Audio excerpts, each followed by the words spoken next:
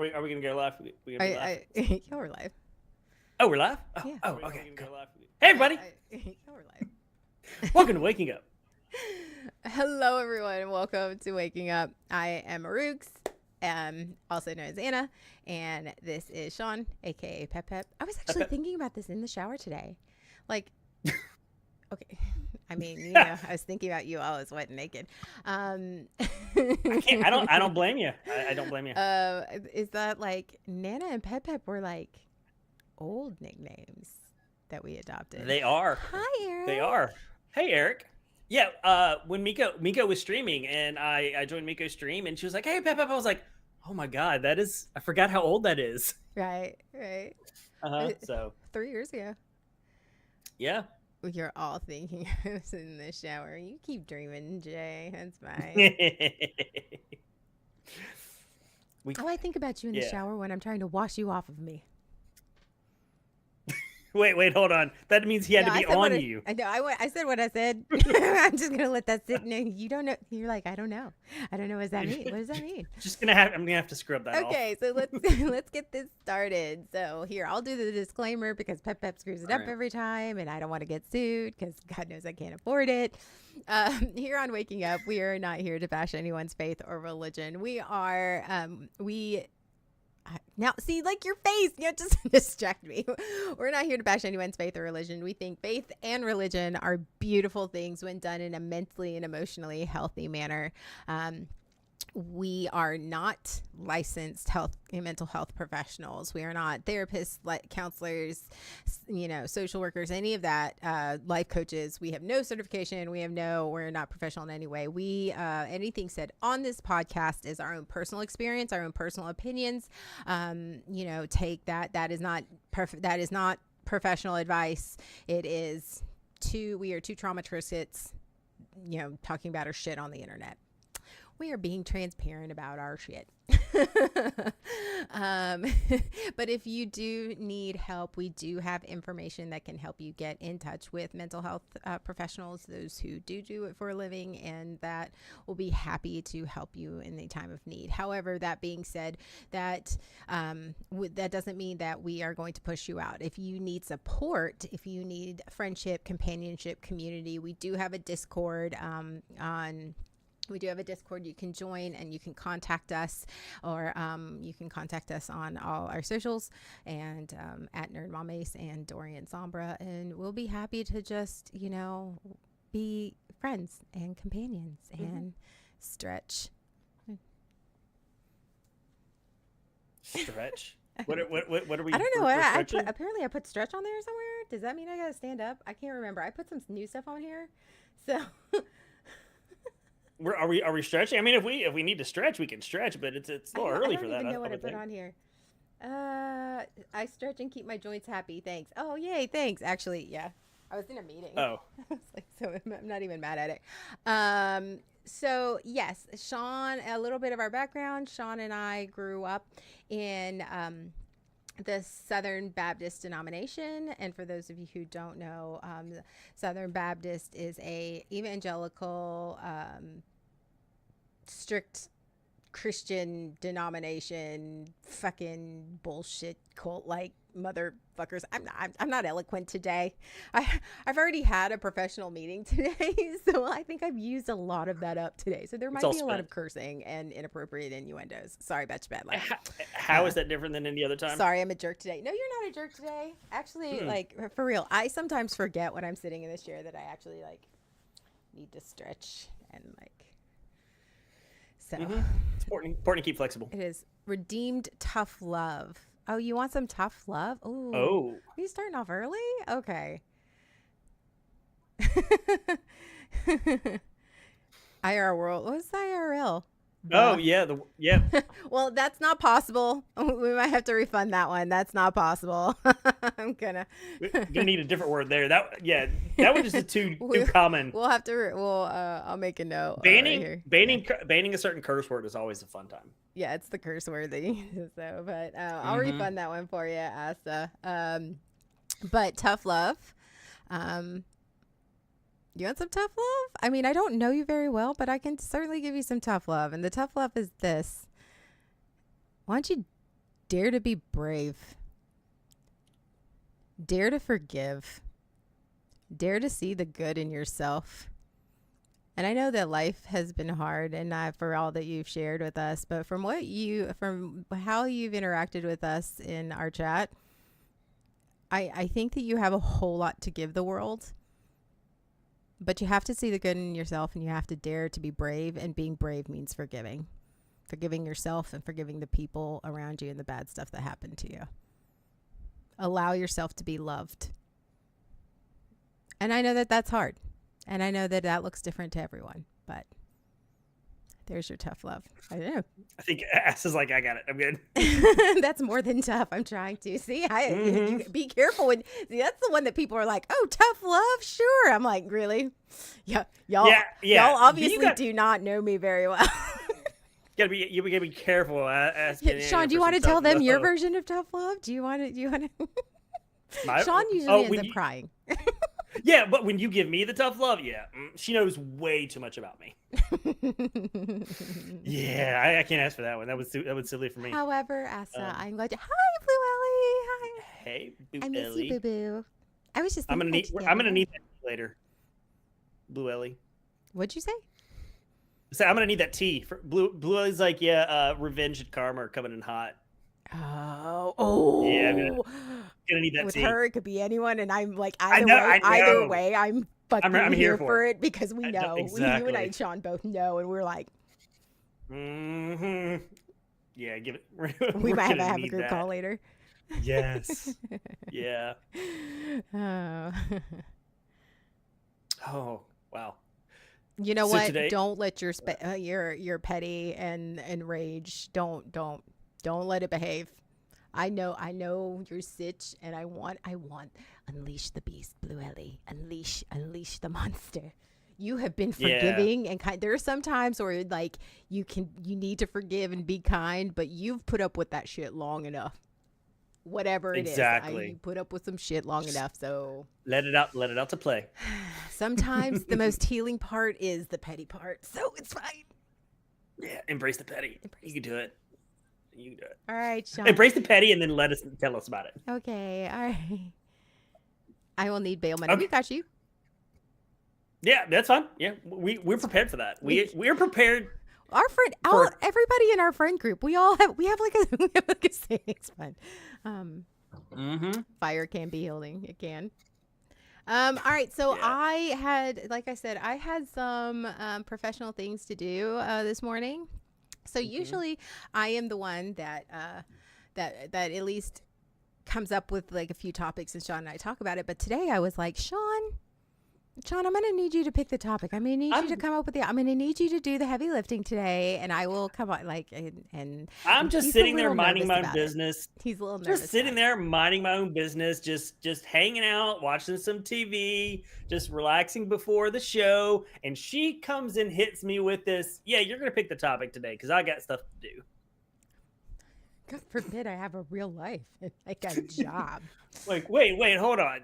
So you know what? I did it. I did what I had to do. I picked the topic. And then you looked at the topic and went, oh, so you want to do that today? Because last week when I picked the topic, he's like, let's do something light. We did serious last week. So I was like, okay. So I was thinking that he might go like, nah. Dude wants to cry today, apparently. I'm like, okay. Yeah. He wants to cry. Oh, and Nev, you are absolutely correct. That is true. That is the second time this week somebody has said that, because we had a meeting earlier, and like it's just like, God, it's hot when you go in business mode, and I was like, Yep. I was on it. Rich is only hell lifting. So I didn't say I couldn't do it. I'm just. Okay, you know what? I love her. That's why she's my bestie. She's like, nah. She's sticking up for you. She's sticking up for me. I know how that goes. She's your bestie. That's what she does. She's my ride or die. We're gonna be in the nursing home together. Oh my God, you're gonna run and terrorize that nursing home. I can tell. I feel like now we don't need a nursing home with as many of us. I think we just need a compound. We really do. We just didn't with like compound. a Yeah. compound. We just all live in a circle, like a little camp. In a circle. Yeah, Okay, you're exactly. avoiding this. You're the one that picked the topic, so you go right the fuck ahead. Okay. All right. Well, before we get started, I want to tell you a little story. So I was at a funeral a little while ago, a couple weeks ago, and you know me, I just can't sit there because ADD and all that. So the pastor said something about resting in eternal peace, and I was like, "Wow, resting in eternal peace? That must be nice." I don't know what that's like. I know what resting is like. I don't know what that peace is like because I'm totally inappropriate saying things at the absolute worst time because that's what I do. You're just staring at me. I don't know where this is going. So today we're talking about how some of our most charming, wonderful, lauded traits are really just trauma responses in a tiara, in a trench coat. I like that, in a trench coat. Is it Trauma my responses. personality or is it my Is it my trauma? trauma? Yeah, It's our favorite game. It's our favorite game, folks. We are playing our favorite game today. Oh, you know what's crazy is I actually was talking about this in therapy twice this week.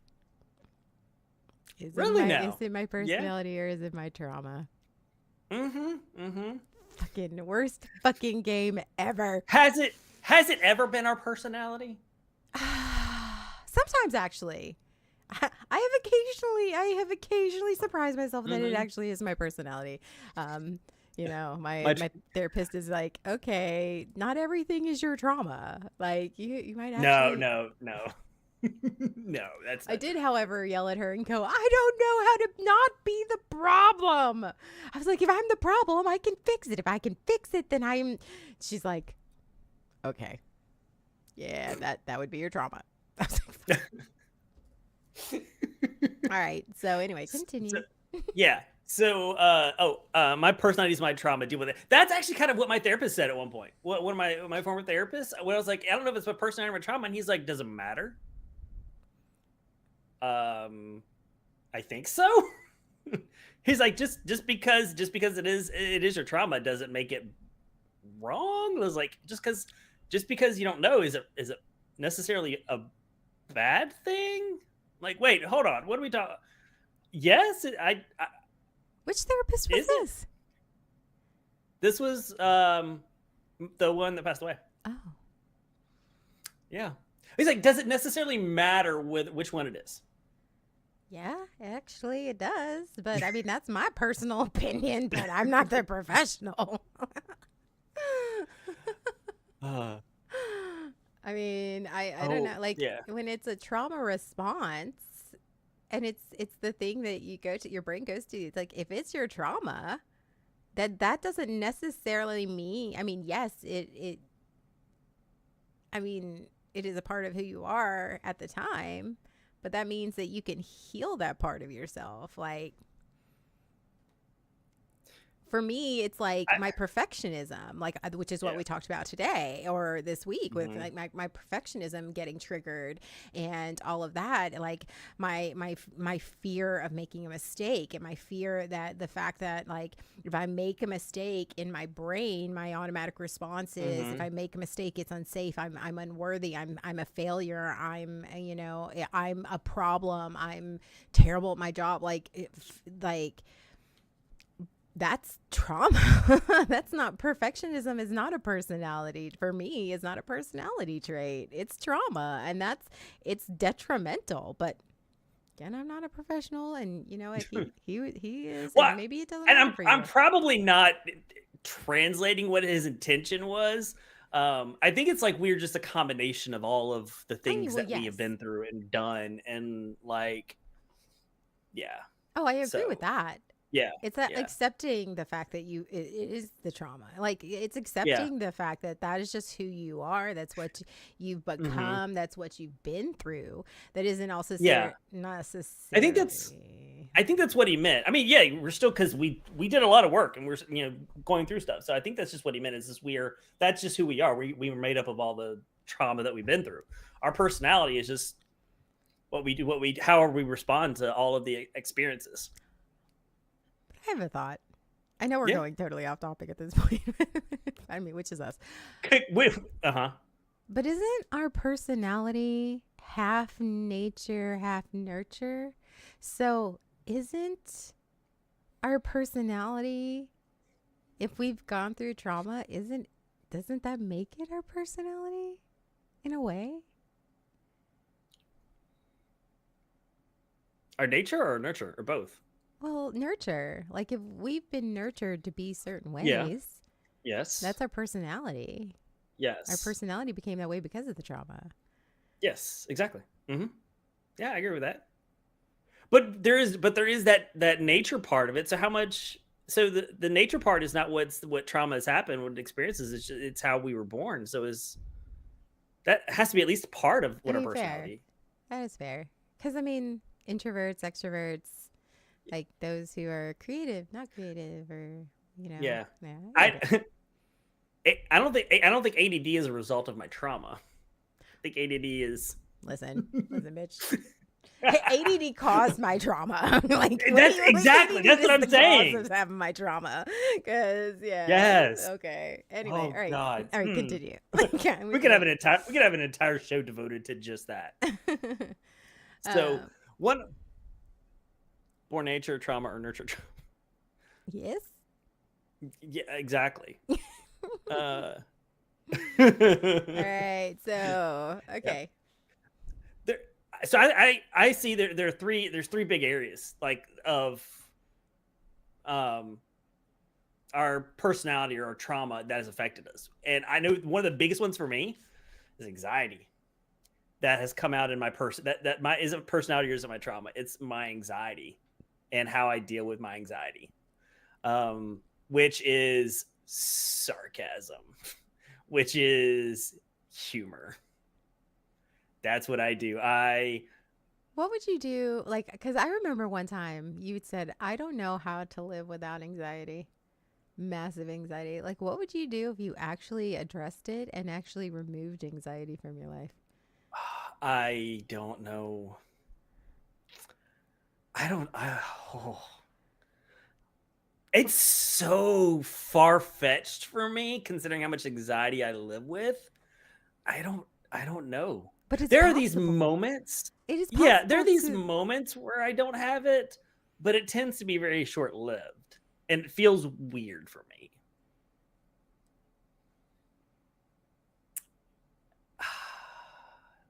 Living without anxiety. Why? I don't know. Cracking jokes is a killer. Yeah, Have absolutely. you seen all of us on stream? Yeah, that That's is what pretty we much our like state of being. cracking It's like, jokes, inappropriate comments. That's what we do. Um, if you, anxiety wouldn't then be concerned with being concerned. Nev, he might I don't actually need a have nail paradox. beds. And like, Oh my! Yeah, would I? Would I? I'd have to clip. I'd actually have to clip my nails. What? oh, well, I think on top of that, it's like anxiety. It's not just anxiety. Humor is used as a coping mechanism for a lot It of is. things. Depression. Um, Mhm. I'll point out that the longer eating and really the higher the risk for anxiety. Oh, well, that explains a lot, Shawn. Shawn didn't get officially diagnosed until what, mid-30s? Yeah, absolutely. Yeah, definitely later in life diagnosis. Because during the period of time where I grew up, everything was fixed by just playing outside. You just have too much energy. You just need to go play outside. And you just didn't pay attention. So You just didn't pay attention. yeah, exactly. I just didn't pay attention. I had too much energy, and I just needed to figure out a way to burn it off. I was unruly or or too talkative or too loud or too. I just needed to focus. I just needed to learn how to focus. No, yeah, because back in the '80s, ADD was not really a thing. Any So mental yeah, health, like really, like none of pretty that, much yeah. shit, like none of that shit. Mm-hmm. What? I think they knew. They knew. Let's. We don't wanna help them out. Nah, let them figure it out. But humor is the thing that goes like the snark, and this encompasses the snark, sarcasm, Jay. Mhm. Um, um, yeah, and you're right, Asha. It was so taboo. It was It very was. much. I think also there's a part of us like that our parents didn't want to know. I didn't want to know because if like they again, it was the mentality of it was good for like it was good for me. You suck it up, just be Mhm. stricter. They'll grow up to be decent humans. I'm like, I'm suffering. I'm suffering. It was because it was for our parents. It was all about obedience. Oh yeah. It was not understanding. It was not facilitating, helping. It was do this, obey this. Here's my rules. Deal with this. It was like it, and even going back into biblical principles, that was part of like with focus on the family. That was so reinforced Hmm. the whole discipline thing.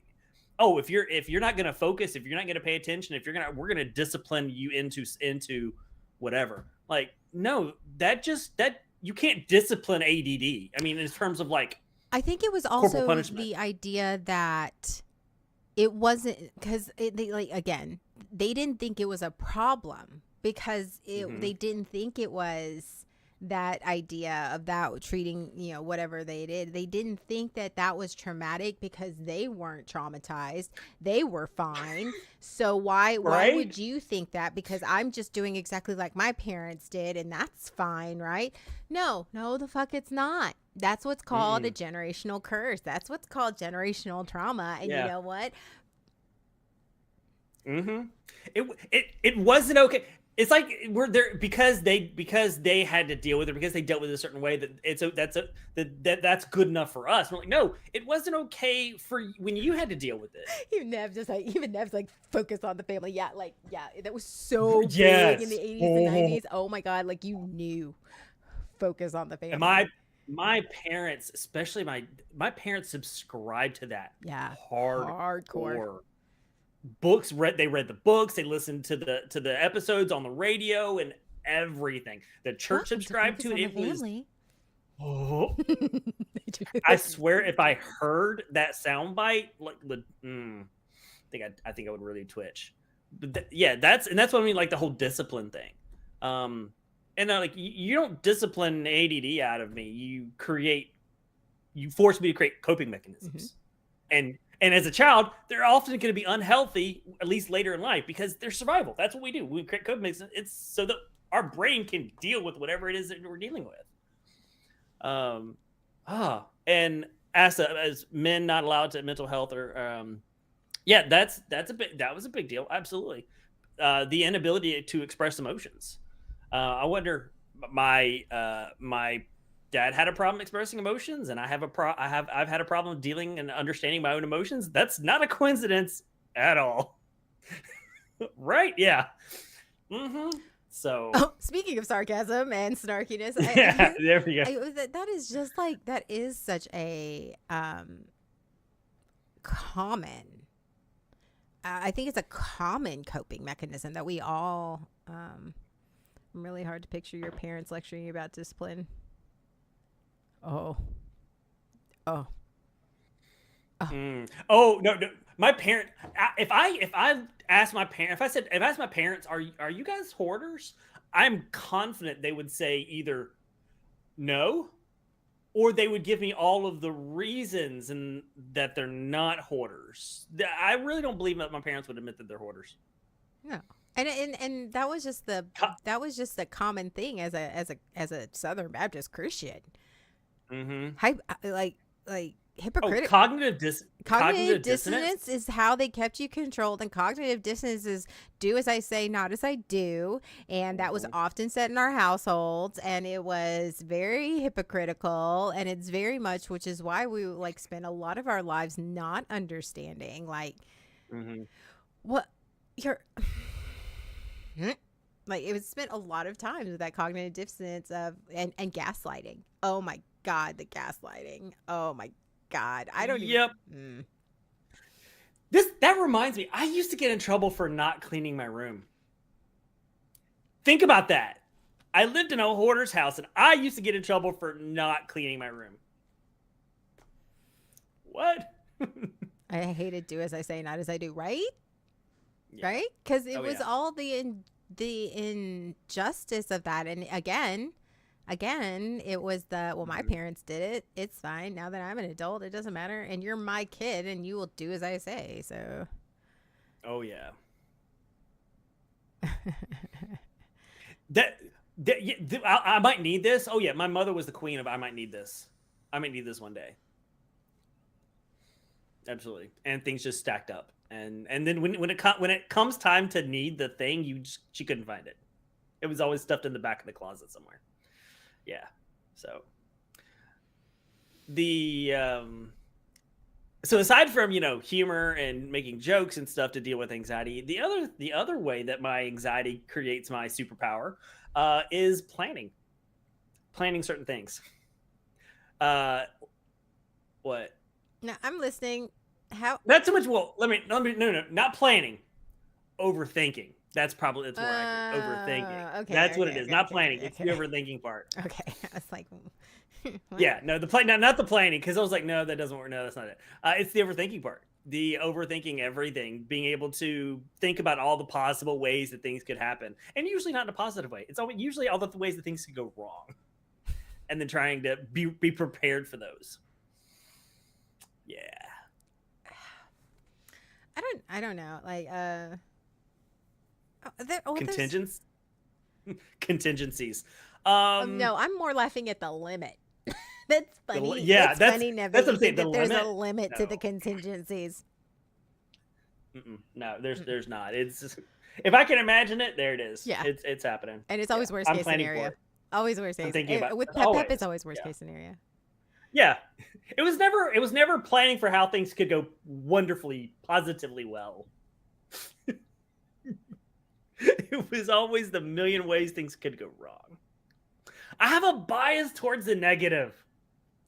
Yeah. By the way, he's still working through that.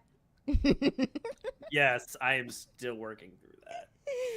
He is working through that. At least now he doesn't argue with me when I go, why do you think it's going to go so bad? Why get, oh, I'm doing the thing, aren't I? Yeah, you're doing the thing.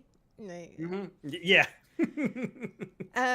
But I think humor, overthinking, like humor / sarcasm / snarkiness, whatever you want to call, overthinking, planning, that type of, I mean, Shawn, I make fun of you, but like I used to say, like my motto for life is how I lived it is, plan for the worst, hope for the best, and then deal with what comes. That is an absolute trauma response right there. That is the absolute, I'm going to prep for the worst case possible. So I have to go in my head. I have to go to worst case possible. I have to catastrophize, because if I catastrophize and I literally go into worst case scenario, I am emotionally and mentally prepared if it gets to that point. But if it doesn't get to that point, well, then that alleviates some of the discomfort for me. So, I don't know, but that was because I would overthink to myself. Yeah. Oh, and absolutely. Oh, yeah, that absolutely and happens. that's where I was. I would panic about it the moment I would overthink about it, and I like full on panic attacks and full on anxiety attacks, because I'm over here panicking about the worst case scenario that hasn't even happened yet. That might not ever happen, but I'm putting myself in that place because, if I put myself in that place, at least I'm prepared. And it's that need to be prepared. Right. Because, yeah, absolutely. If I feel this now, it'll be easier to deal with it later. But it never is. It never is. But that's what we tell ourselves. That's what I tell myself when I do it. Oh, absolutely. But the crazy thing is, thinking, taking a step back from it and looking at it objectively, the crazy thing about that rationale is that the thing that I'm making myself freak out about may never even remotely happen.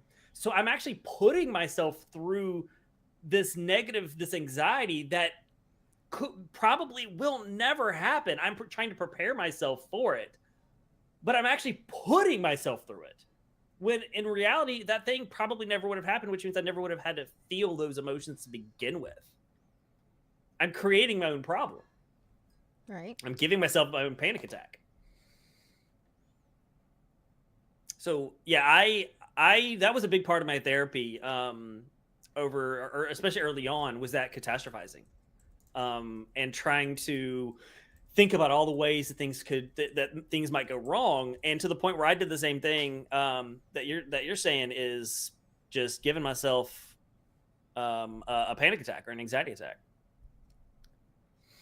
Oh, Oh. Nev, Shawn and I have very different responses to that.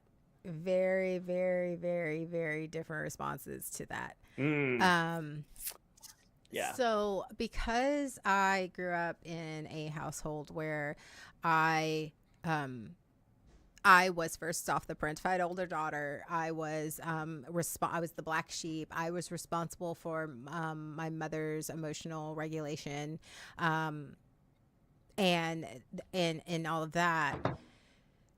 So when something doesn't go as planned, I learned how to.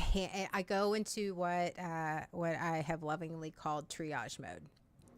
And so when that happens, regardless of whether it's bad, good, or indifferent, regardless if something doesn't go, I literally, everything shuts off in my brain and my emotional, I get emotionally detached from it and I just deal with it. I go into problem solving mode.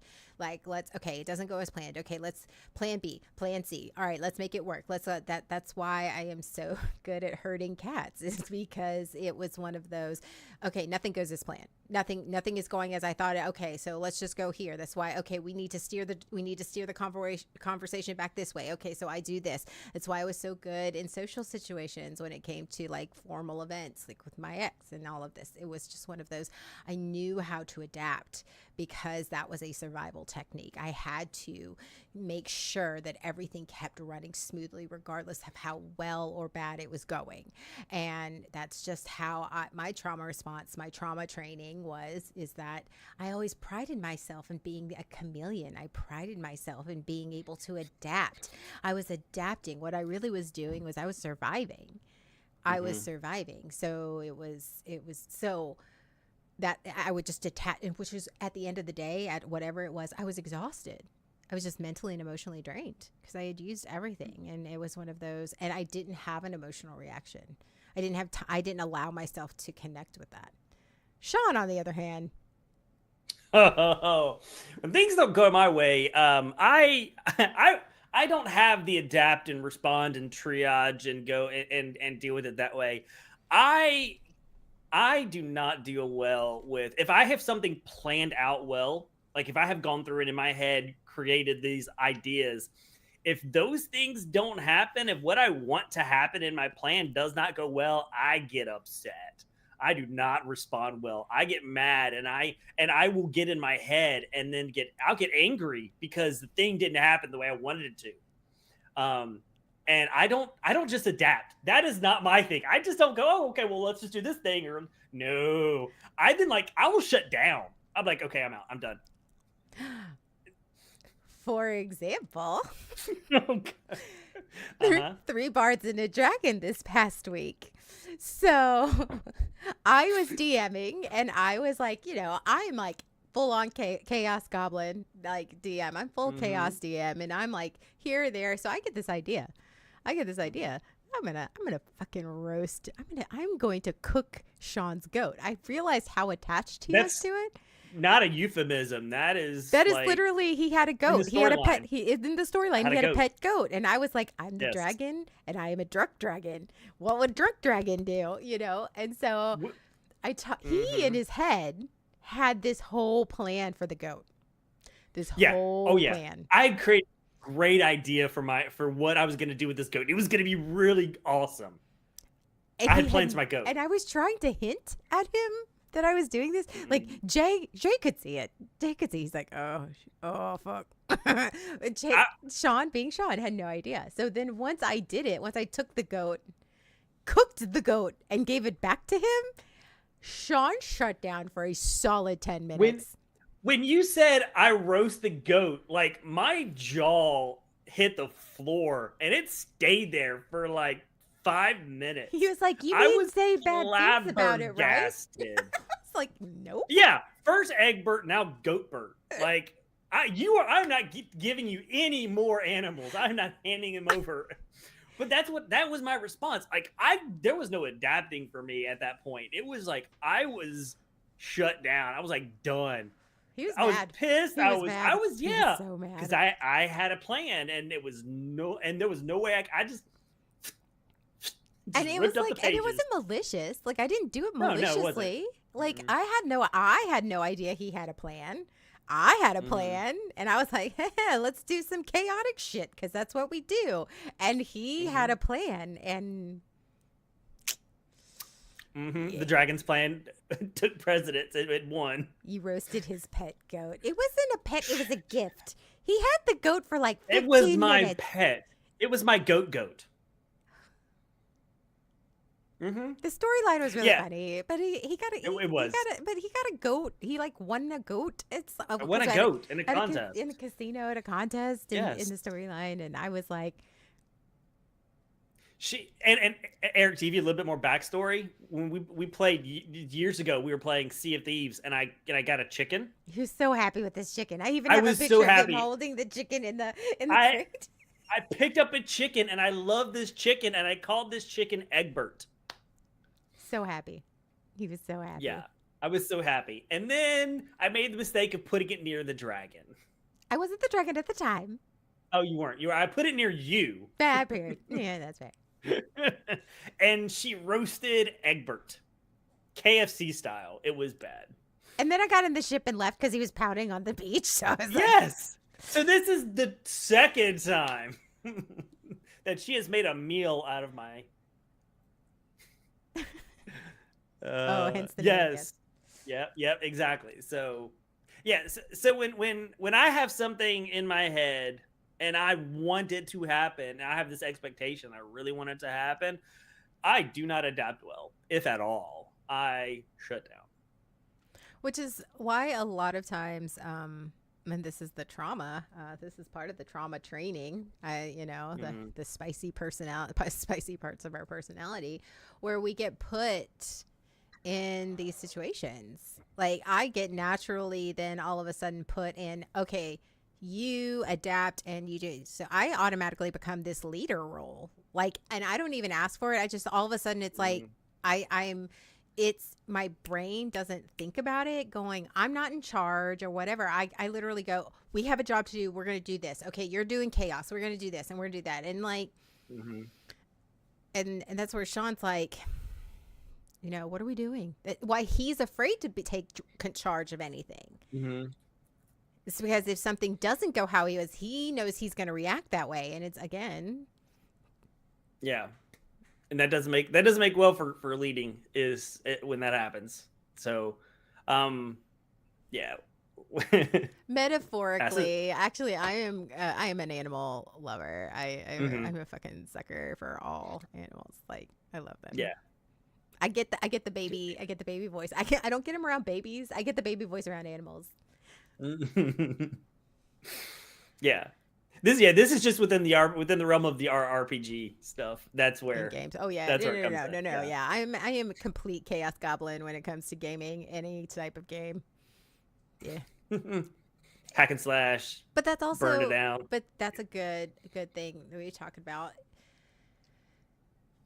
Gaming allows us to disassociate or remove ourselves from the traumas that we have. It allows, regardless of whether it be video gaming or TTRPGs or LARPing, it allows us to be ourselves and be the things that we're often afraid to being. Because I have that goofy, weird personality where it's like, let's just see what happens, but I can't be that way in real life. I've always been punished for that. That's too funny, but I wouldn't react to it. I mean, that's... Yeah. I mean, yeah. Shawn doesn't. I didn't exactly react kindly either. No, he doesn't. However, he's also he's not really that great because he gets like little tunnel visioned. So he's always stepping in front of our, like, whenever we're trying to like do a boss fight, he's always like, he's like, Eugene. I was like, get out of the way. Like, it was very funny. But Yeah. gaming does allow us to heal. Express that part of ourselves that we don't feel like we're safe to express Right. in real life. Right. Mm-hmm. Yeah, because you like you've always been you're the put together one. People see you as like the put together one. The Yeah. has everything together. The one that'll fix everything. Oh, Anna will take care of it. Anna will do it. They yeah. And so gaming allows that for you to just be the chaos Just goblin exist. that you Yeah. yeah. Yeah. And Mhm. I don't know. It's I have my own chaos goblin. yeah, you do. You boop the shark. I pooped this shark. I totally did. Okay, name the. Okay, I'll do the same, but I have to go Okay. to the restroom because again, I've been in meetings. Oh, okay. But Yeah. name 5 things that you thought was your personality, but ended up being trauma, or a coping mechanism to Ooh. trauma. Okay. This one came up a couple years ago. I thought that one of my I was often considered a good listener. People that know me now may not say that, but over the years, I developed a reputation among friends that I was a good listener because I in conversations, especially like one on one, I would listen, and people came to me for advice or to talk, and I would listen to them. Um, and that I didn't learn until later that there were two reasons for how that. So I felt I took pride in that I was a good listener. Thought that was part of my personality. Two problems though. One is that reinforced my I can help you fix it. People came to me for advice, and I could give them advice, and I could listen to them, and I could help them fix it. So it really reinforced that fix it mentality that was my the way that I contributed to this relationship. And if I couldn't do that, it had it had a negative effect. Like I needed to be that.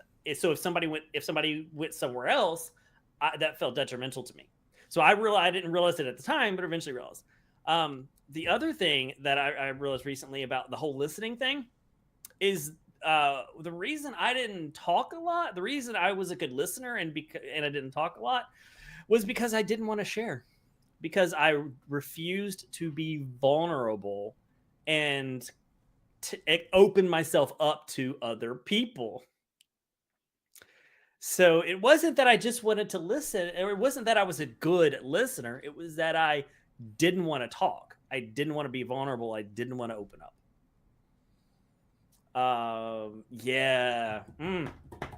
So that was I thought that was my personality, and I thought that was one of my good positive parts of my personality. And nope, that was trauma. And now I continued being vulnerable is still a difficulty for me. Oh, I used to go on full on panic attacks. You remember that? Anytime I'd be vulnerable, full on I like, do remember you would whether it was the podcast, whatever, wherever it came about. That was I remember those. I remember those conversations. Yeah. yeah. See, you would be vulnerable, and then you have panic attack. Being vulnerable for me was like pulling teeth. It was. I mean, I did everything humanly possible to not be vulnerable. Because for me, it wasn't safe to be vulnerable. But it wasn't because other people didn't make it safe. It was because in my head, I told myself it wasn't safe. Mm-hmm. And I'm sure there were times in my youth where it wasn't safe, and that's why I told myself that. But through the years, I never like reevaluated that and went, these people are safe. Like even with you, I struggle for the longest time being vulnerable with you. And so that came up in therapy. Like, so what is this person has this person ever done anything? No, never. But you still feel this way, yes. Okay. So Myself to be vulnerable. It's still not easy. No, and it's not easy, it is. especially when you're suffering with that trauma. And Uh, um, it's the weaponized vulnerability that's the Mm-hmm. worst. And Yep. it's not just that you were vulnerable and then you got disappointed, but it's when you I for me it vulnerability was used as a weapon. It was used Mm-hmm. as a weapon to hurt you and destroy you or manipulate you, and it was you didn't know, like, and you didn't Mm-hmm. know, and I contribute that a lot to my religious faith. Make confessions, you'll be loved, you'll be supported, and then so you're vulnerable, you admit your sins, you confess, you whatever, and then all of a sudden you're getting shamed. So yeah. Oh, yes. And yeah, growing up in what the way we did, vulnerability was absolutely turned into shame, weaponized into shame.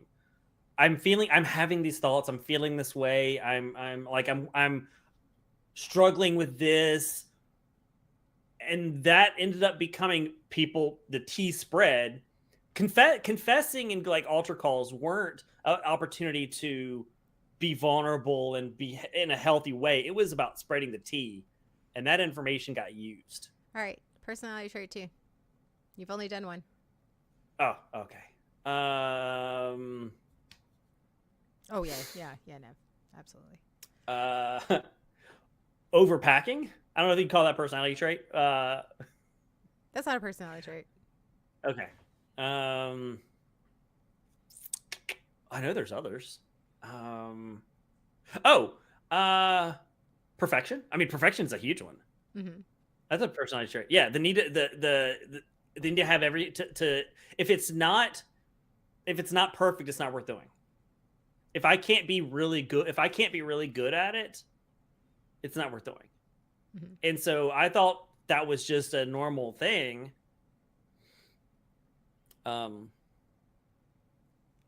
Yeah, that's awful. it I'm is. sorry, Hessa. Um, yeah, Nav, you're absolutely correct. Yeah, for me it was like, it was the being able to do things really really well.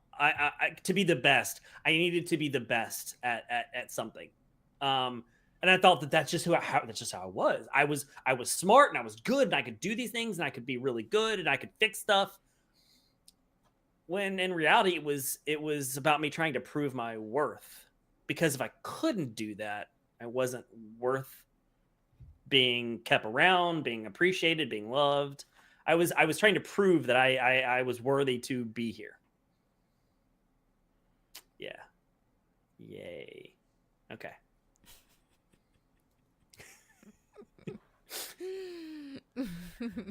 Can you You're tell? making me pay. You're making me pay for picking this one, aren't you?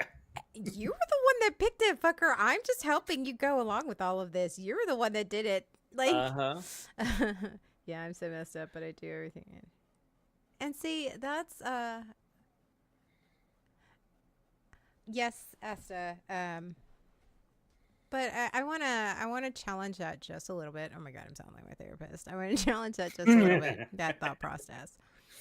Uh-huh. Um, you're not messed up.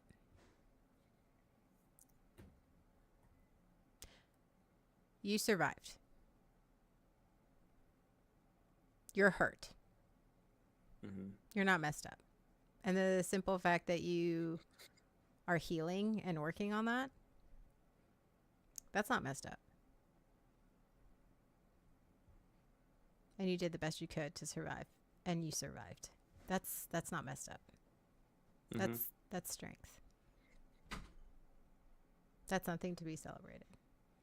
Are we perfect? No. Are we where we I know that saying too. I feel messed up. Just because you feel that Yes. way doesn't mean you are that way. That is a challenge that I often face all the time because I feel like a failure, even though the evidence of in that, and that's justified. You Mm-hmm. feel that way. You feel broken. You feel lost, and you feel all of those things, and that is absolutely justified because of your past has dictated that. But you're here and you show up and you communicate with us, that's not messed up. That's Nope, not somebody at all. who wants a community to love and accept them, and that's huge. And we celebrate that, and we celebrate you. You're not messed up. You're not broken. You're healing like the rest of us, and that's okay.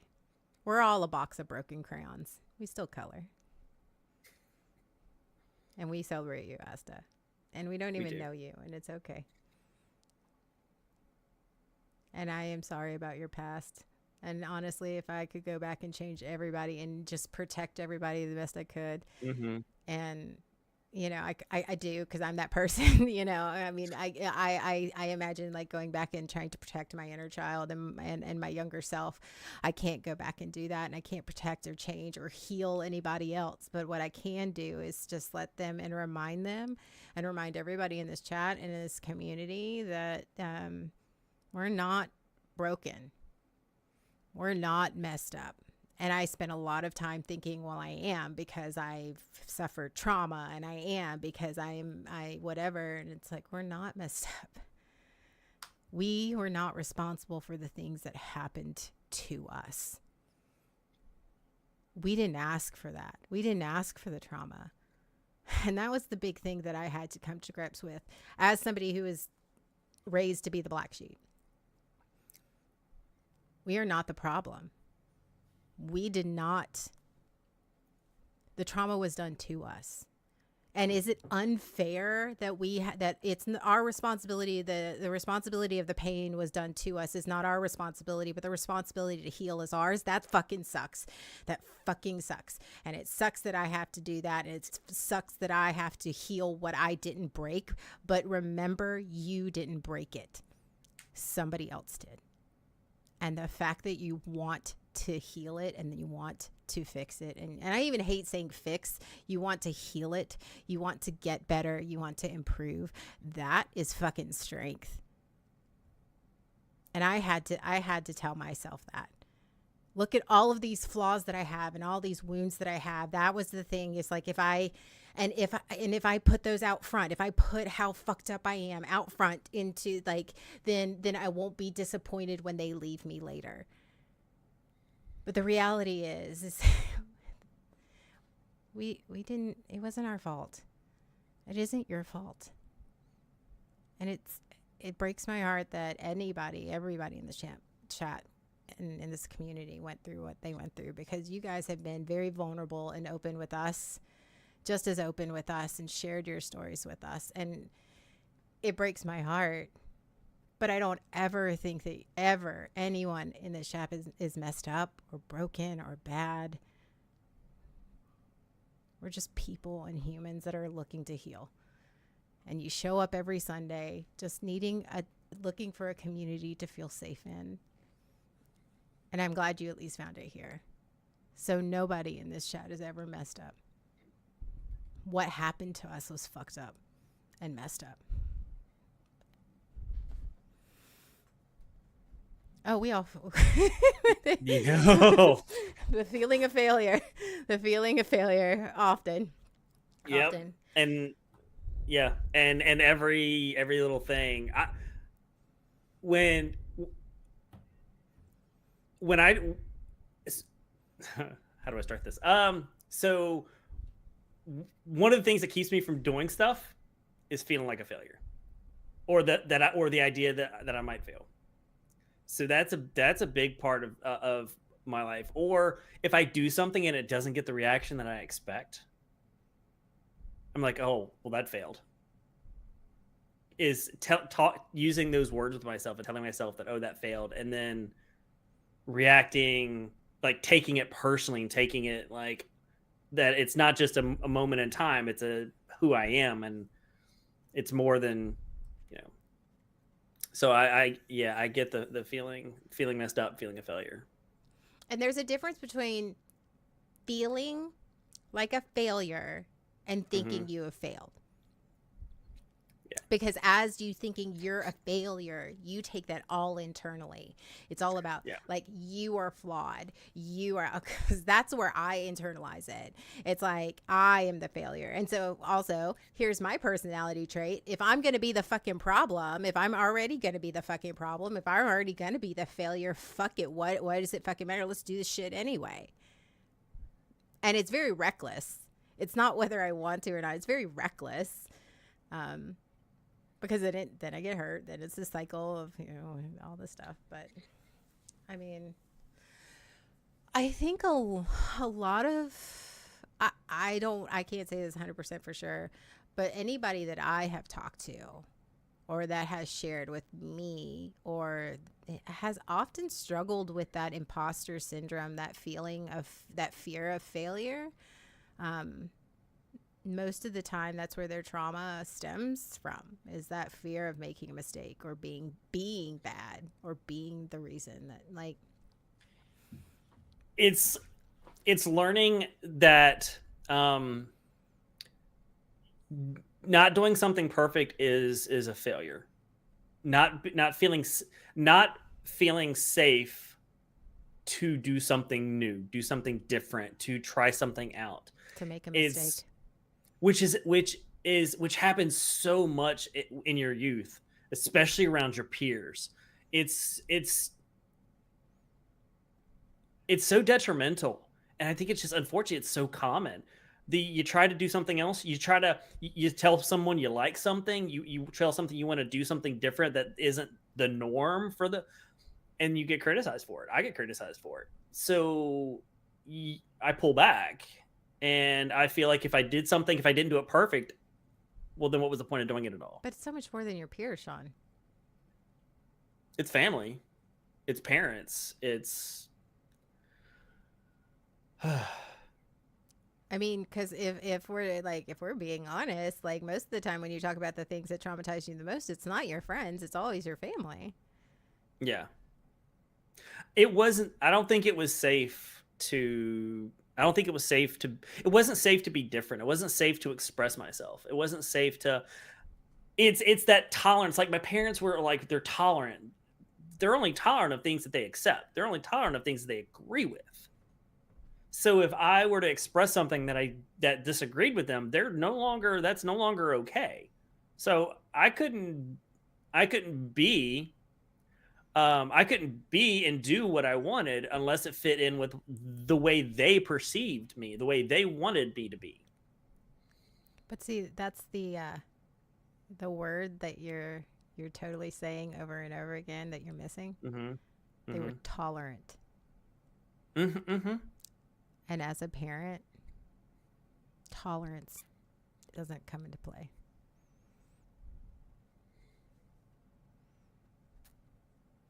And that's another thing. You felt tolerated. Tolerated, yes. You did not feel cared for or accepted. You felt tolerated.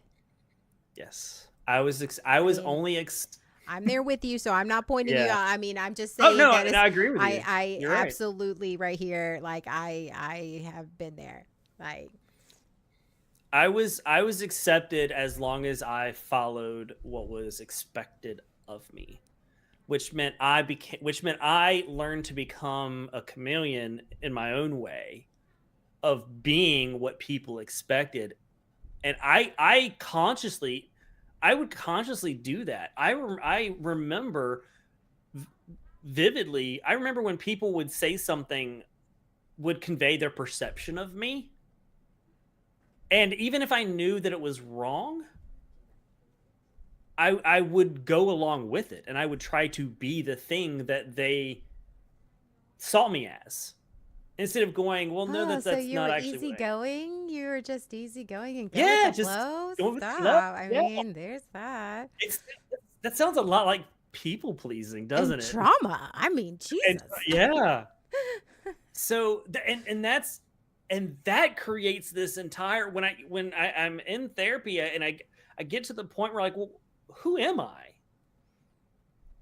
I have no freaking clue. Like when that question is first asked of me in therapy, no clue whatsoever. Oh, don't ask Shawn what he wants.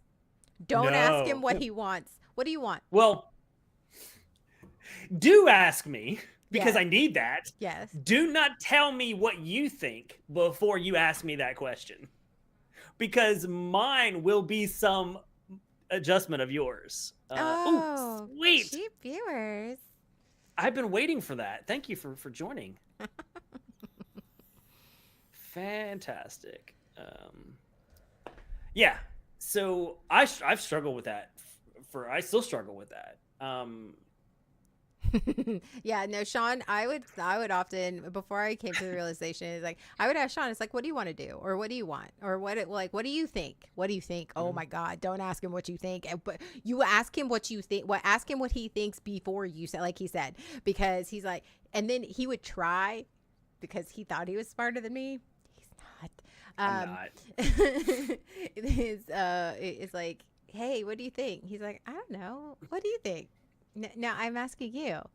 Well, I mean, it's fine. Mm-hmm. Not having a strong opinion about anything is not being flexible. That's one of those things that I thought was a positive trait for so long, was just being so easygoing and being so just go with the flow and not really having a strong opinion about anything. No, that wasn't that wasn't a superpower. That's not a superpower. That is not a positive trait of my personality. That is my people pleasing. That is my not wanting to be abandoned, my feeling like I'm going to be abandoned if I have an opinion that differs from someone else. Heaven forbid I have a opinion or a thought or an idea that is contrary to what someone else believes. Are you ready? Cuz oh no, if you have to ask that question before, the answer is no. All right, I have 10 questions for you. I will answer them as well, but I have 10 questions for you. Okay, wait, hold on. And go. All right. What's a totally normal thing that feels like a personal attack because of your trauma? Everything.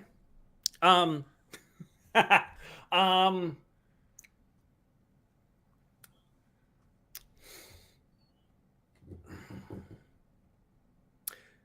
ooh.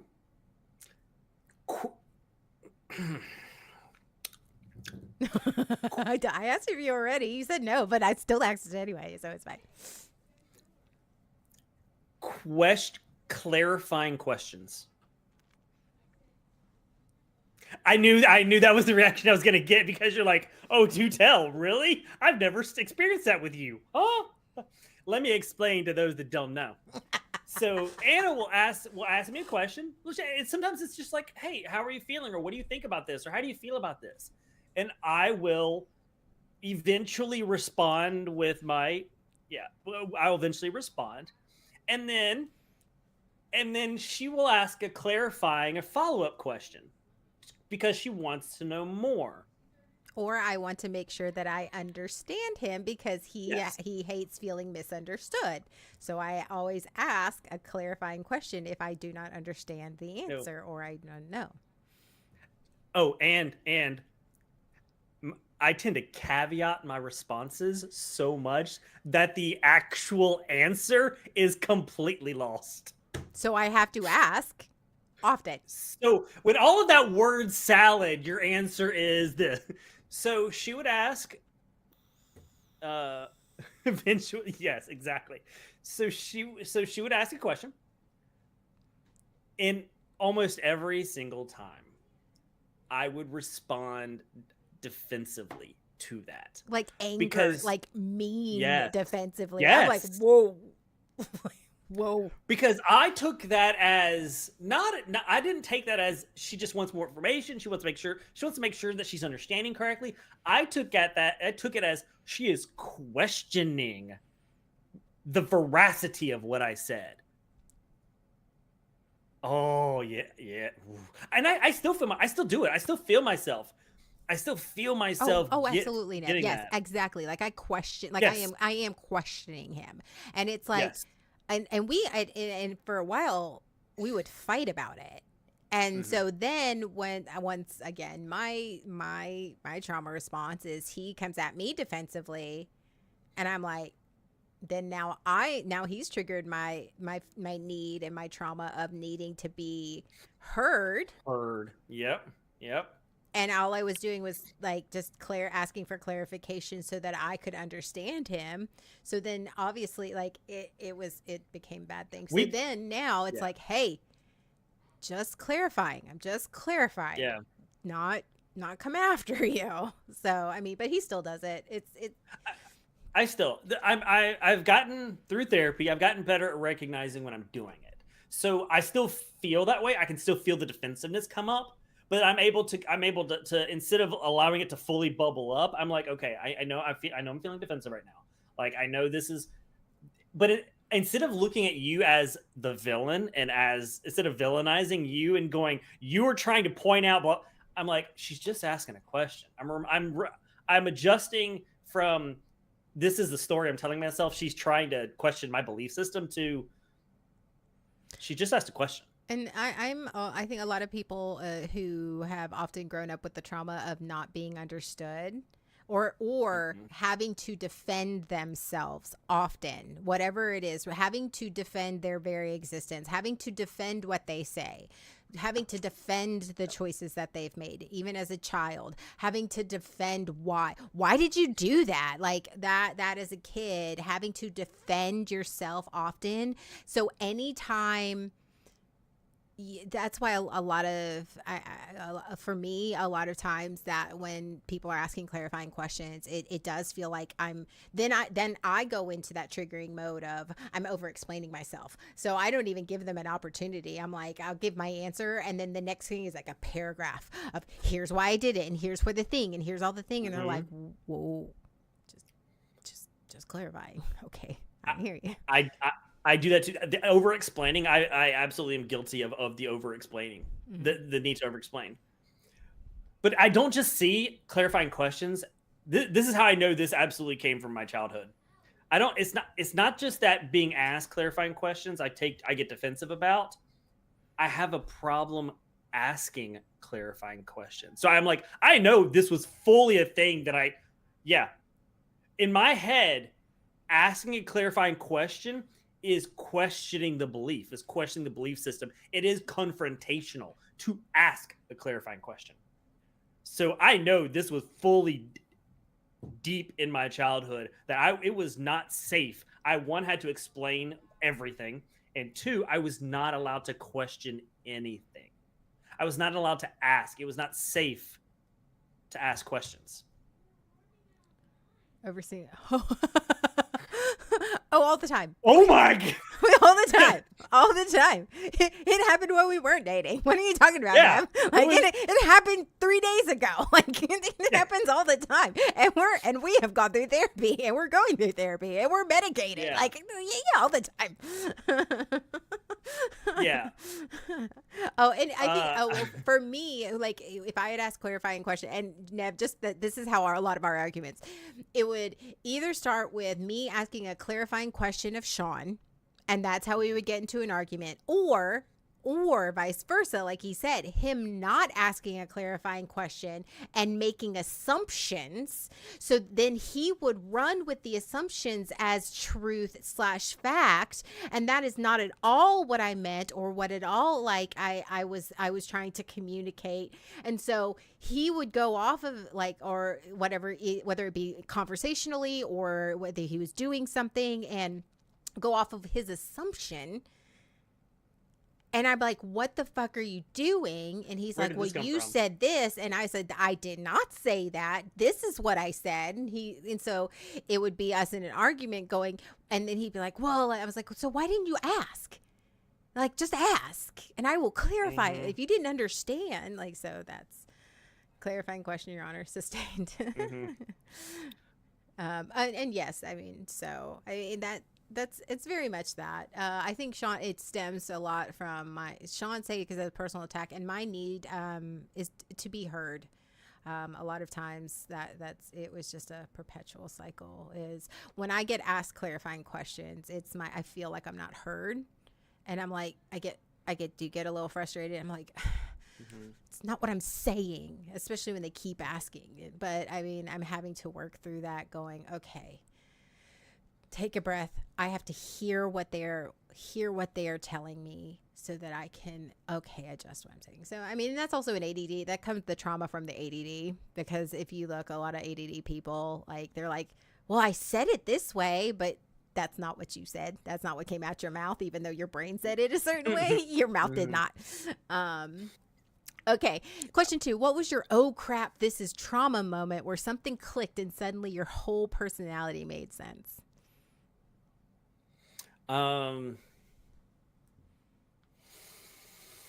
The defensiveness was one, when my therapist is just like, what are you defending against? What are you protecting yourself from? Like, what are you talking about? What do you mean, what am I protecting myself from? Oh yeah, that, okay. It's getting defensive about getting defensive. It's like, yeah, you're protect, because that's what we taught. We use like IFS, internal family systems, where he's like, what's that protection voice? He's loud, like exploring that and presenting that as a protector that is desperately trying to keep you safe in the only way that it knows how. That was like, thinking about it that way, I was like, oh, okay, all right. And then I started to hear myself, and I started to feel like, oh, this is what's going on. Mm-hmm. And so that is something I ask myself a lot now. Learning it is, when I feel that coming up, is sometimes like, well, what am I protecting? Like, what am I trying to protect? That's got me responding this way. So that was a big moment for me. Yeah.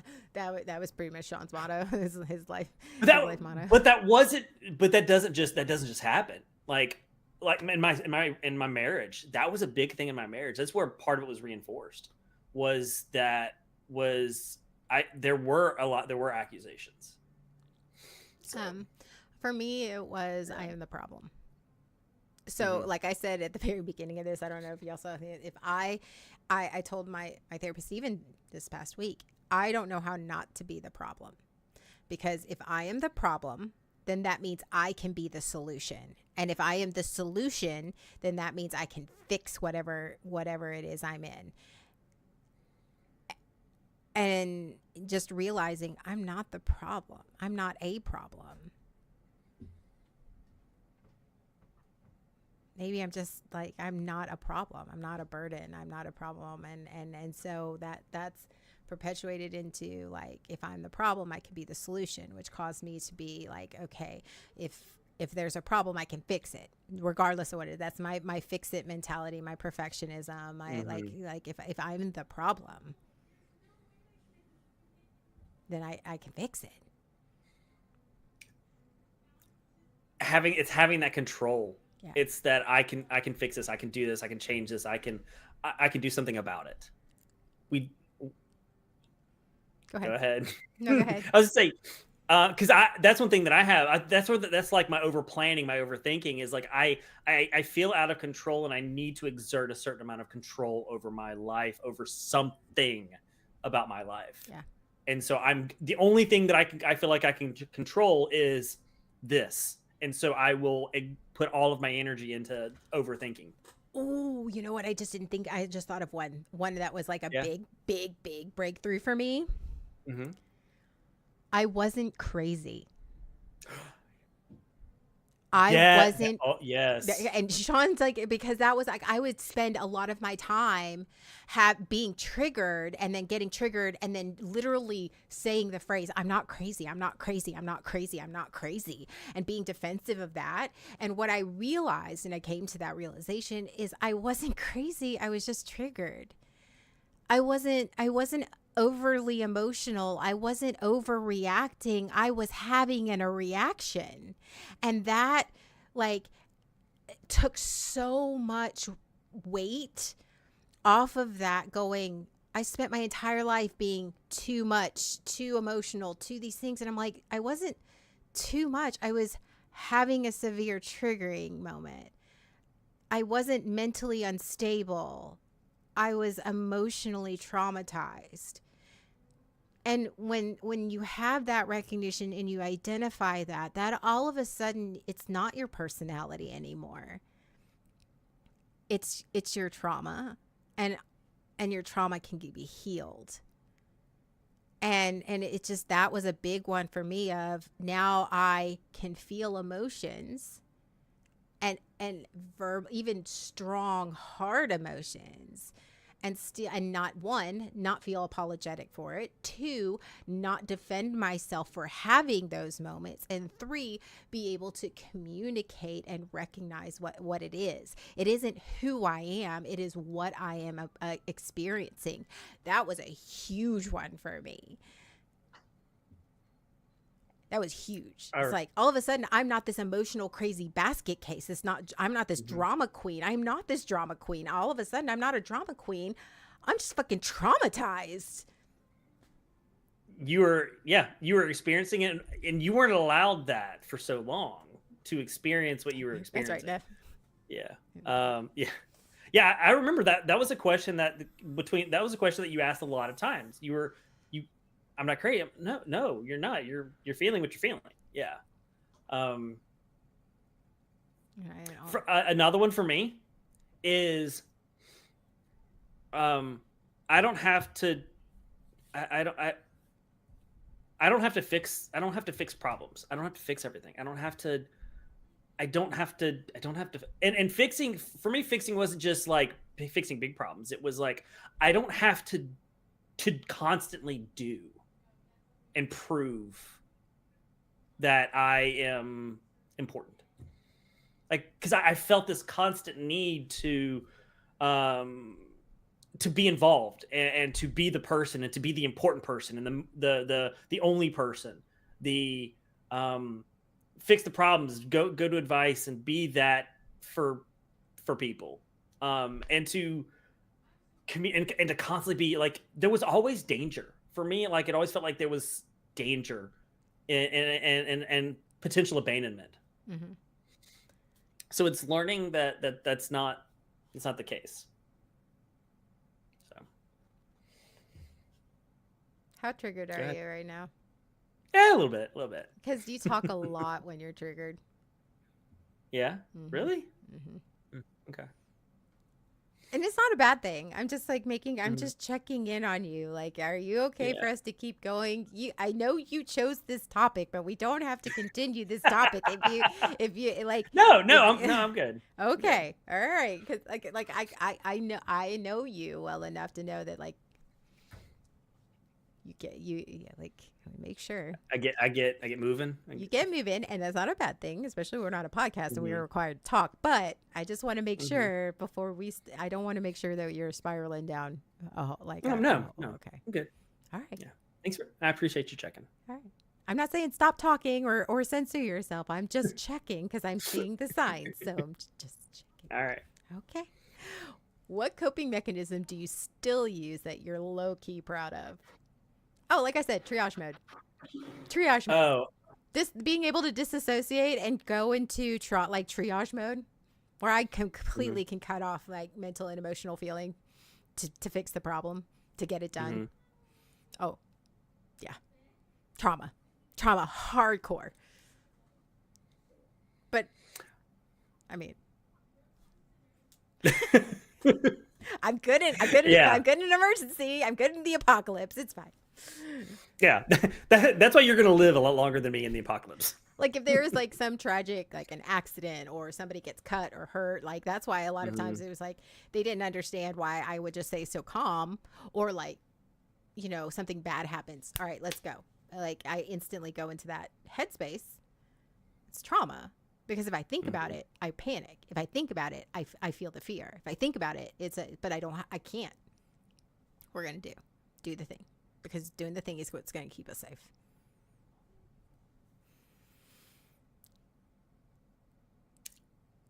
I don't know. I'm trying to think of.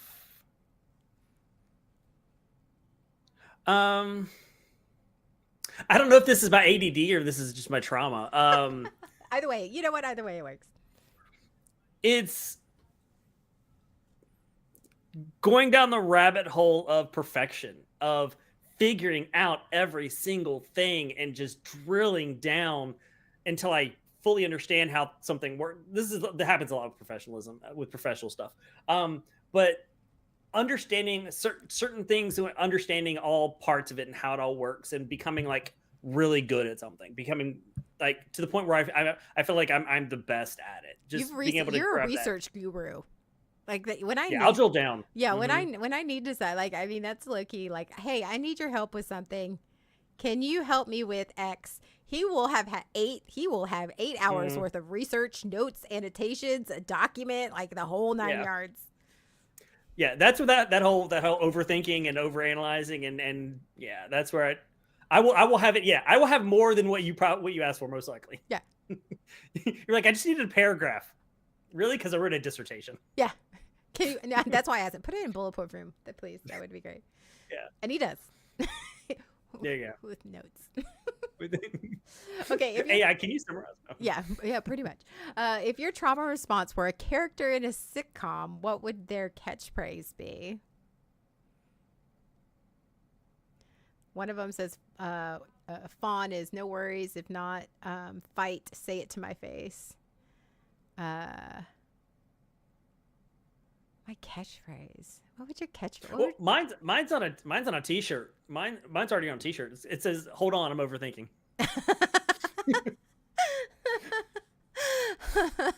Oh, I don't even know what my trauma catchphrase would be. You know what? You should ask Logan. I bet Logan would know. You know I'm right. Logan, what's my catchphrase? Logan knows way too much about us. Uh, Yeah, do it. Um, take to get past. Ooh. Oh no, that's a big one for me. For me, it has more to do with how much I think about it. Um, the more I think about it, the less likely I am to do it. Because then I get in my head, and again, I think of all the ways that it could go wrong, or I begin projecting and feeling the failure, feeling the, well, I can't do it, I'm not good enough, and if I can't do it, then that means I'm a terrible person, or I'm not worthy.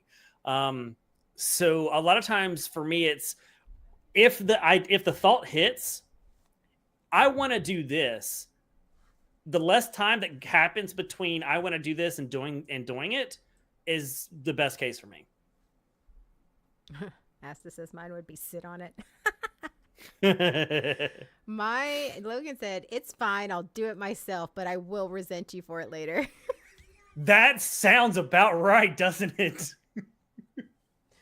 Fucking Tell me Logan's wrong. fuck Logan. Fonzie from Happy Days. Yeah. Mm-hmm. Maybe that should be our Discord question of the day. Like, what would your trauma catchphrase be? I think that's a fantastic idea. We should put that in the Discord. Oh, we've already sort of answered that one. Okay.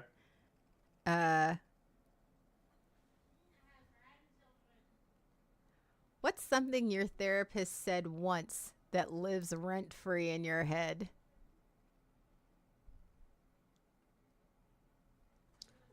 Okay, here it is. So what?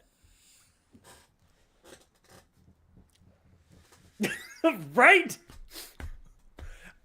I'm talking about therapists, and I'm catastrophizing. Like, I'm explaining all the catastrophizing that I'm doing. What if they think this? What if this happens? What if this happens? What if they do this? Like, what if I suck at the? What if I? And he's like, so what? Whoa, hold on. No. You need to stop. What do you mean, so what? Yeah. So what if they think that? So what if that happens? I remember. No, I'm not. I remember No. I remember the therapy. That's why I laughed. Is I remember he was very offended. He was super bullshit. He was super bullshit about that. He's like, I'm not okay with this, because everything that Shawn would like said and all this stuff. He's like, so what? So what if they don't? What if like I was on a roll? Right? Like I was defending exactly why I did what I did. Why it's my superpower to overthink this. So what? Not okay with that. That's right there. rent free. The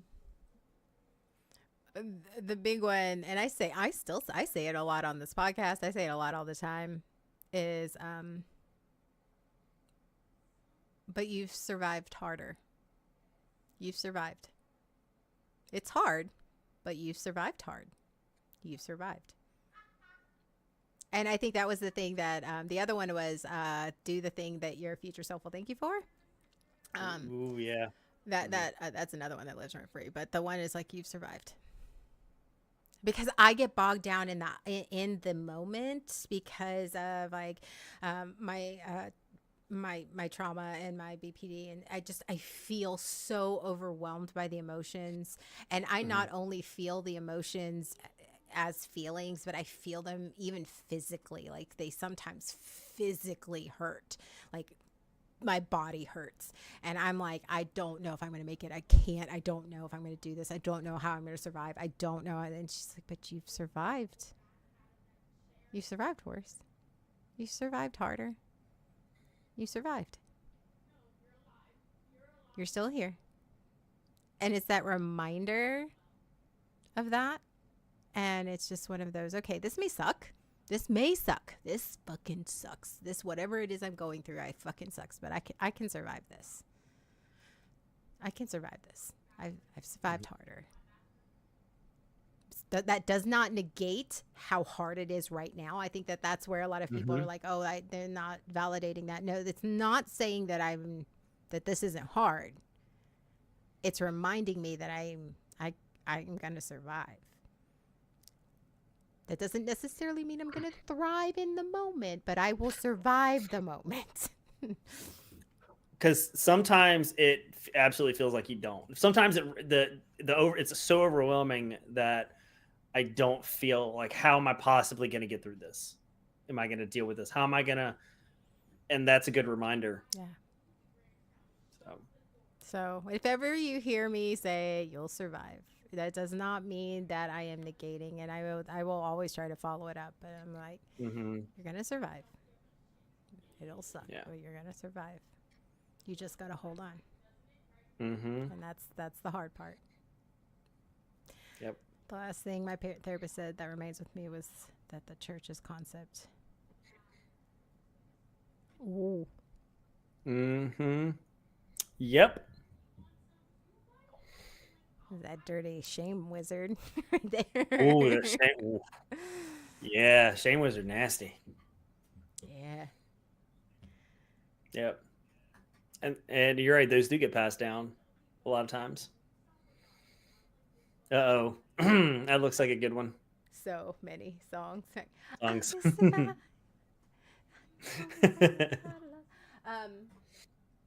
the one thing I miss about streaming with you, Nev, is he would always have a song for everything, and then it would get stuck in my head.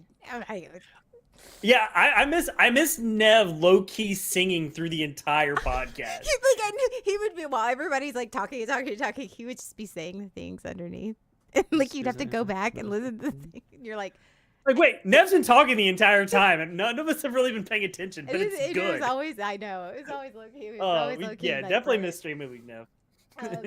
If your trauma were a video game boss, what would its name be, and what would its final move look like? If my trauma were a video game boss level, it would be the shame wizard. It absolutely would be the shame wizard. And it would be an area effect shame. It would be an area effect shame with it would just cover the entire area in shame. If my trauma were a video game boss,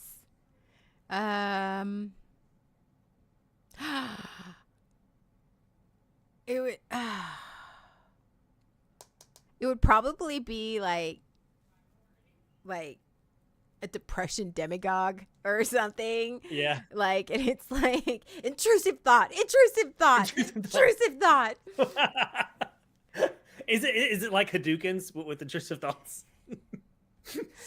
Like throwing it like fucking fireball. Oh my god. I can totally see that. No, or a mimic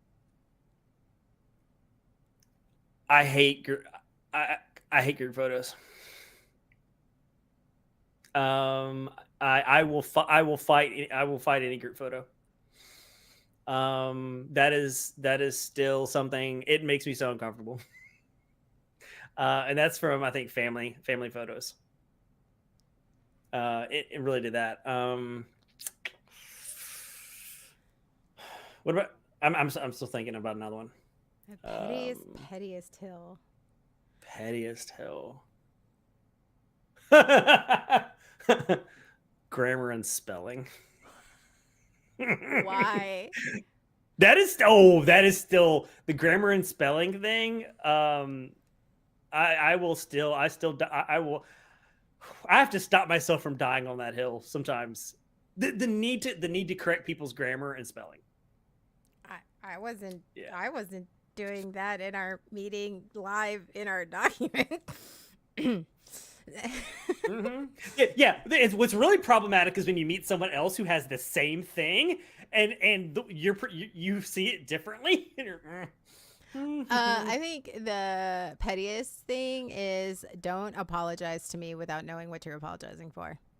I will not accept an apology. that's not petty though. That is healthy. That's not. Okay, go ahead. It like don't just say I'm sorry. What are you sorry for? Well, I'm sorry for this. But like it, and it's all about wording. I will literally make somebody think about their apology. And it's only because I have been it's only because I have been gaslit so much, but I apologized. But it's the wording of the apology. So I will literally make somebody for 5 minutes reword their apology. If you are really sorry, you are going to say it correctly. And we will sit here all day and I will sit here and like, yeah, that's the petty hill. That is me being petty. That is me being going, okay, I mean, I know you're sorry, but no, we're going to make sure that you're saying the motherfucking right words. Because my inner child's like, nope. Mm-mm. Why are you sorry? No. And don't come at me with these I'm sorry gifts. That shit does not fly with me. Don't get like these flowers because I'm sorry and I feel bad. You can go fuck all the way off with that. I'll fuck all the way off because like my mom used to do that all the time. Like not apologize but give gifts, and that was just her way of apologizing. So like no, you can fuck all the way off with that. So anyone that's looking that needs to apologize to Anna, just keep that in mind. Don't send flowers. Don't send flowers. Don't say no. Because that will be my first response. Like if like I know that we've been fighting or we whatever, like if like I mean it happened a lot in my marriage too. It was a lot like give me a gift. Like what'd you do? If you're really sorry, then we're gonna talk about it. Oh, you don't want to talk about it? Then you're not sorry. Yeah, it's petty. I will get really petty. I will get really petty when it comes to apologizing. Yeah, I know. There's a few times where I've been on the end of that. See, I'm the chronic apologizer, so I'm sorry for everything. So yeah, I'm definitely. I mean, I've been on that petty side a few times. Like, and I'm waiting for you. I'm waiting for the conversation just to move on. Nope. We will sit right here. If you are actually sorry, then I know, and that's part of that is that. I mean, that is like how I handle it is unhealthy. That's what makes it petty. Expecting a legitimate apology is not petty. The amount of time that you will wait for it to be extracted. I can see where you're going with that. Exactly. I couldn't have said it better myself. My mom did that to my black sheep sister too. Gifts as bribes to silence her. And she honestly, Eric, like to just everybody in my community, she did it up until we went no contact, and she is still trying to do it. She still tries to do it. I don't want your fucking gifts. I don't give a shit. Buy all the stuff you want.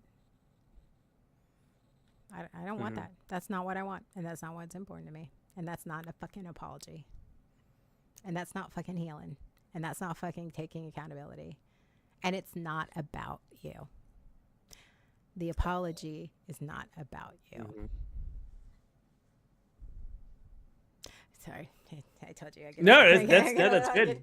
The topic of apology is a big deal. Oh, yeah. Like what is a proper apology? Yeah, all that's important, and I think and forgiveness, we all apologies and forgiveness, accountability and forgiveness. Yeah, and an apology does not absolve the consequences of the action.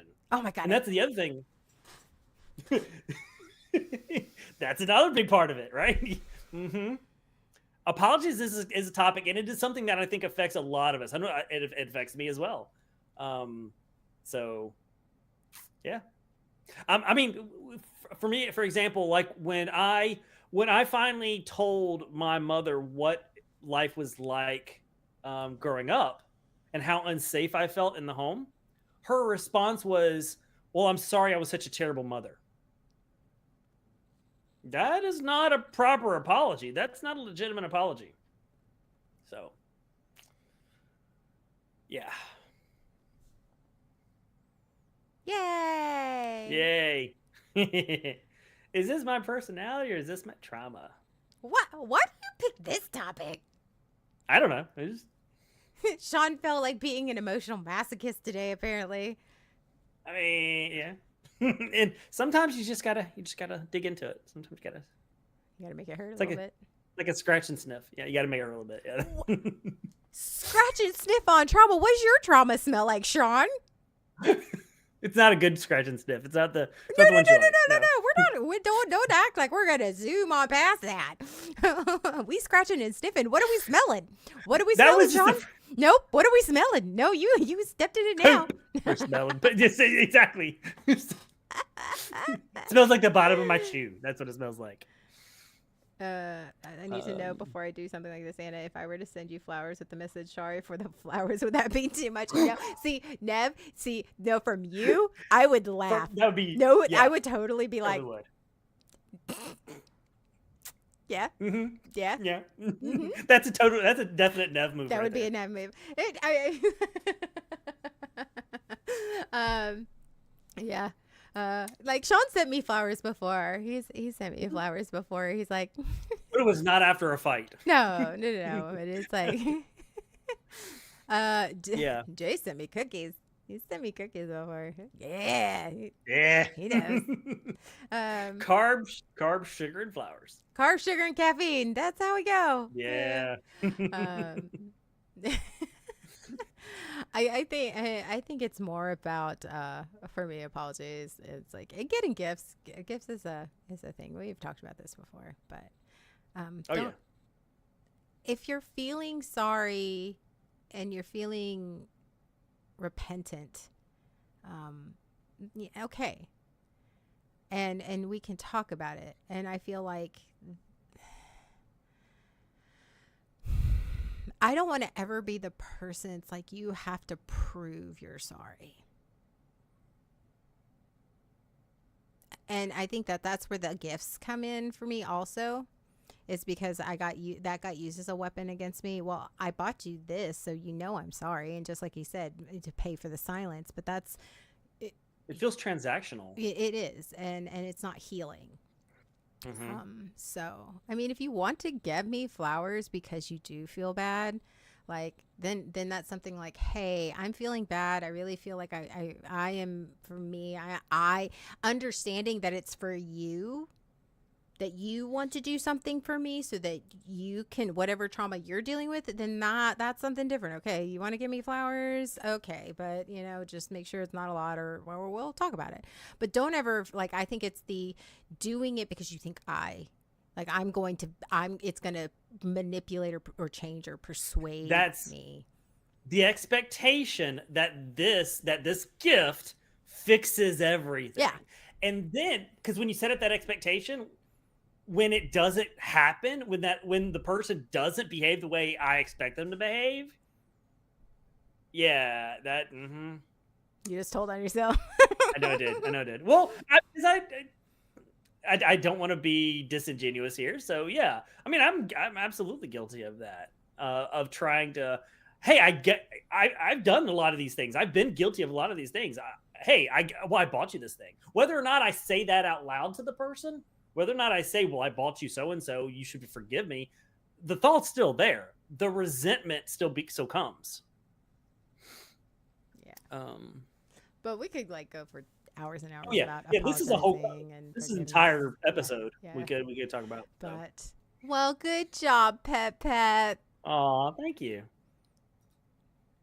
You did great too. Yeah. How's your trauma? That one should go in our new intro. How's your trauma? Yeah. It's great. There you go. So, all right. Go through our week, Pep. No, the week. Yeah, we have a big week coming up. We have a week coming up. It's not a big week. So tonight is Lego building with me. Let's build with Pep. That is tonight at 6:30 Eastern, where I'm continuing my Viking build. I have 1.5 parts of it done, I think. So it's exciting set. I'm really enjoying building it. So come check it out on my channel. I'm going to go ahead and paste this. I pasted this earlier. I'm going to put it in there again. So here's the link to our channels. So mine's Dorian Summers. So if you want to check me out building Legos tonight at 6:30 Eastern. Right after that is going to be Nev, our good friend Nev, who's been right here in the chat.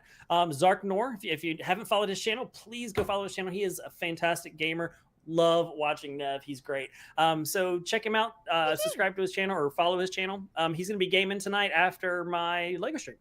And then Tuesday is 3 Bards and a Dragon. That is on the team_AOA. That's the first link there. The Team AOA, 3 Bards and Dragon is our RPG podcast where we roll a D20 and let it ruin our lives. I don't think I laugh harder than I do in our 3 Bards and a Dragon podcast. It is fantastic, phenomenal. So check us out on Team AOA channel at 7:30 Eastern on Tuesdays. After our podcast or after our RPG podcast, Nev's gaming again. So check out Zarknor. Are we going to send it off to Valhalla? No, my Legos are not going to Valhalla. I am not shooting a flaming arrow at it and sending it to Valhalla. Hey, Nev. I have 2 hatchlings that'd be willing to do it for some gold coin. Toss a coin to your hatchlings. It's fine. Oh my! Your hatchlings. I can't let your hatchlings around my Legos. They are your. Nora's still wondering if you figured out what she did to yours last time we were there. Probably not. No, okay. I probably haven't. Oh no, yeah. I don't. No, I don't have a good attention to detail, so probably not. She did mess with your Legos. So Tuesday 3 Bards and Dragon, and then Zarknor's Nev is going to be gaming after that, and then on Wednesday we have Tainted J. He's going to be doing some house flipping, I believe. So check him out on his channel, Tainted J. So he's going to be house flipping starting at 8:30 Eastern, 7:30 Central. AKA our yard sale. No, my Legos do not belong in a yard sale. And that will be Marketplace. God, I hate you guys. Thursday, Nev's gaming again. Thursday at 8:30 Eastern. Check him out on Thursdays, and then that brings us back to Sunday to waking up at 1 o'clock Eastern. Yay! There it is. There's the week. Also, we do have Con Carolinas coming up. Nev, DM me. Oh my God! I got you. Don't you They dare. do it for pretty cheap too. my hatchlings are chaos goblins like the rest of us. They are. Oh my! Are you pimping out your chaos goblin hatchlings? Hey Nora, come here. Oh God! Be quick. So the other thing is Con Carolinas is coming up. It is the last weekend in May. If you're in the area, you're going to be in the area, and you want to come hang out with me, Jay, with me, Jay, and Anna, we're going to be at Con Carolinas. Okay, so I'm still streaming, but the audience wants to know. Okay. Why is her not going on the camera? Okay, you don't have to go on the camera. I will, but I kind of look crusty. No, it's fine. You can stay right there. So, if someone were to pay you, would you mess with Mr. Shawn's Legos? What do you mean pay me? I did it without pay. She'll do it. I did it while I was staying at his house.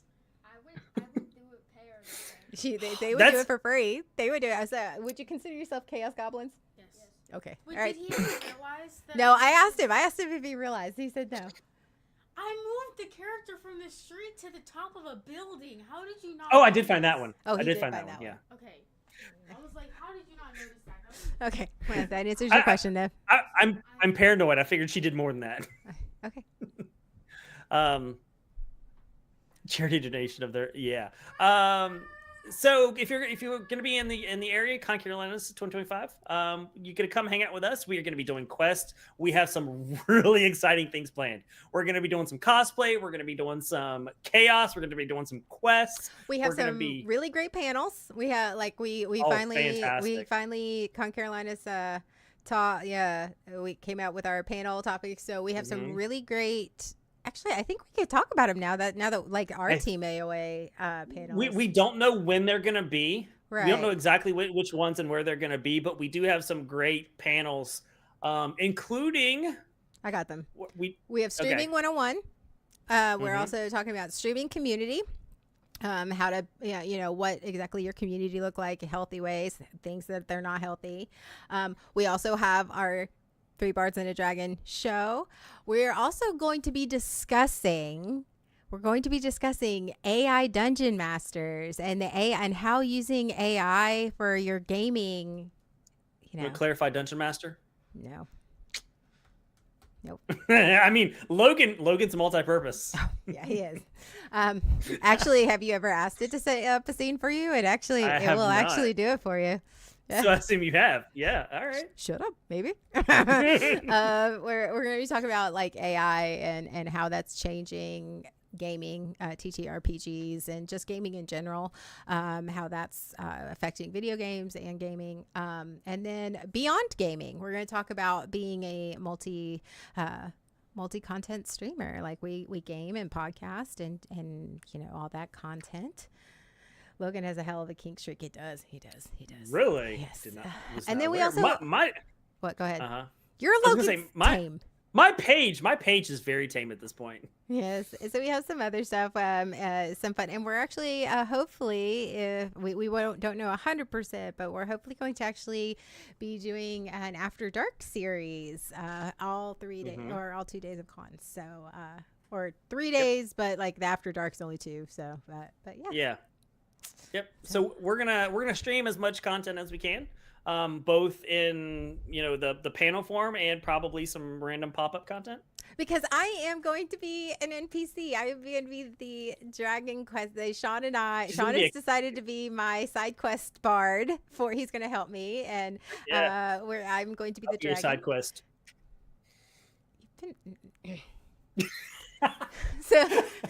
So anyway, I'll be giving out side quests. This is both at Con Carolinas and at Comic Palooza in Texas. So I'm very excited. And I finished the frames for my dragon wings last night. Oh, it's gonna look so. Your cosplay is gonna be phenomenal. So we're gonna take a bunch of pictures, some video with consent, of course, because cosplay is not consent. Of course, absolutely. Yep. Absolutely. So follow the Discord if you haven't. I'll put the Discord link back in there. I think we should post one of our questions from today in there for people to respond to. And I'll post my pictures from my Dragon Wings fame. I'll show you the progress of my Dragon Wings. So yeah, join our Discord and follow. In between our streams. Yeah. All right. There you go. Well, 2 hours. We went from trying to fill an hour to like going over to an hour and a half to now just easily just going 2 hours. Yeah, now we're like cutting ourselves off after 2 hours. Like, okay, we gotta go. We're done. It's like, all right. Well, you guys have a great Sunday. Hopefully, we'll see you for Let's Build with Pep. 6:30 Eastern. Yeah, I don't know. I might game stream randomly because why not? I always say that, but I never do. It's fine. If you follow, if you follow our channels, and you will, you should get a notification. If you're not getting notifications, I'm gonna put a thing in Discord. I'll mention it in Discord. There's a setting to turn off if you're not getting notifications. Because I was not getting even like Nev's or Shawn's or Jay's, and I'm like, I follow them and I'm subscribed to them, and I still wasn't getting when they went live until I turned the setting off, and I was like, well, I'll put it in Discord so you guys can see it. Yes. All right, cool. All right. Bye, everyone. Bye. Have a great Sunday. Did you really just high five over me? Right No, now? we didn't. You can Okay, do it we're again. live. Hey. Hello. Wait, last week. You don't even do that well from the front seat. Okay. The bear's coming with the cup and spoon. That's Oh, a straight up no. PBR for the table. Yeah. I think it called.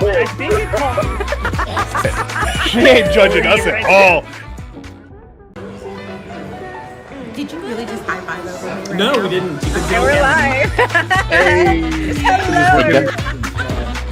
Wait, last week. You don't even do that well from the front seat. Okay. The bear's coming with the cup and spoon. That's Oh, a straight up no. PBR for the table. Yeah.